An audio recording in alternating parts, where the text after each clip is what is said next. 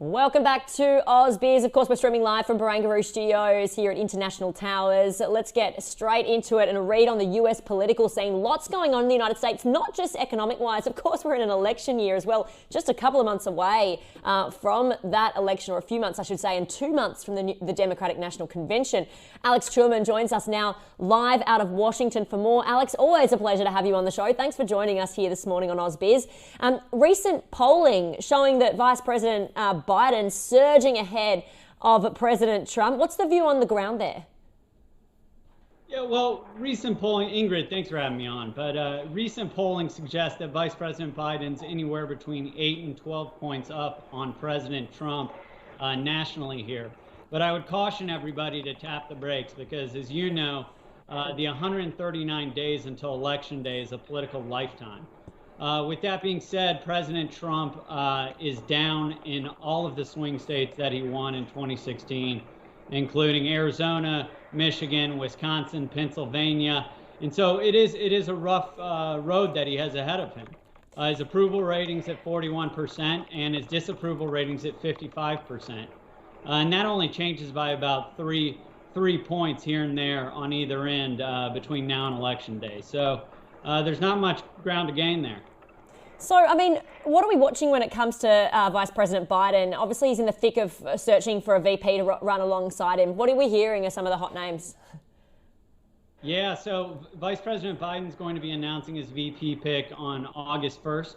So he says, during the last debate in March with Bernie Sanders, he broke ground and indicated that he'll be picking a woman. And I think the Vice President really views this as a critical tipping point where we need to have more gender diversity as well as potentially racial diversity on the presidential ticket. So some of the names I'm looking at, there's a bunch of names, but some of the names I'm looking at are Senator Kamala Harris, who, as you know, ran for president during this most recent primary. Governor Michelle Lujan Grisham of New Mexico, who used to serve as the health secretary of the state. And that's interesting during, obviously, this coronavirus phase that we find ourselves in.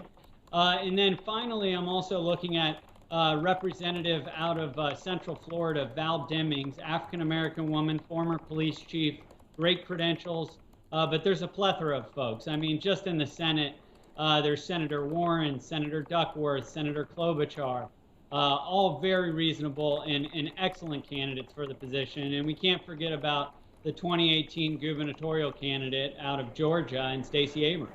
So there's a really good slot. Yeah, it'll be interesting to see how this plays out for sure. But the president also expecting to restart his the rally circuit, I guess, this weekend. How might this play out? And what's the sort of view over there about, I guess, the strategy going forward?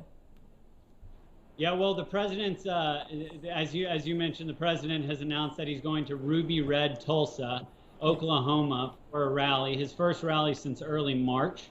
The health commissioner of Tulsa has asked him to delay that till a date when, you know, it might be a little safer with coronavirus swirling around. The governor, who is a conservative governor, has asked him to hold the rally outside, but thus far they're trudging ahead with the rally being held in an indoor stadium there. So Oklahoma's in a tough situation, as are a lot of states, and I'm sure we'll get to coronavirus, but Oklahoma has over 8,600 active coronavirus cases right now, and it's not a huge state.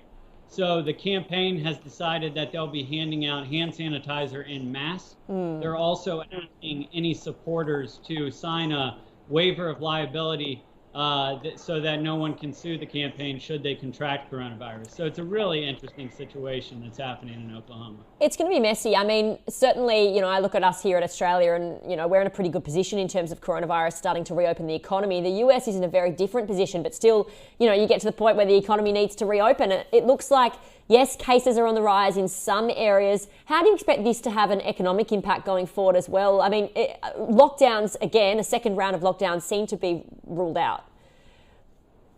Yeah, I think a second round are ruled out, at least in the temporary. Later in the summer, we're hoping the coronavirus subsides with the warmer weather, but it's impacting different areas in different ways. As we mentioned a couple weeks ago on the show, New York and New Jersey are getting better, but I'm really focused on a couple of areas. There's the Sun Belt, which stretches from California, Arizona, New Mexico, and Texas. They're all seeing day-over-day increases. Arizona is particularly bad, but also focused on the air conditioning states in the southeastern U.S. You look at the Carolinas, you look at Georgia, you look at Florida. My home state of Florida just announced today over 2,700 new cases overnight.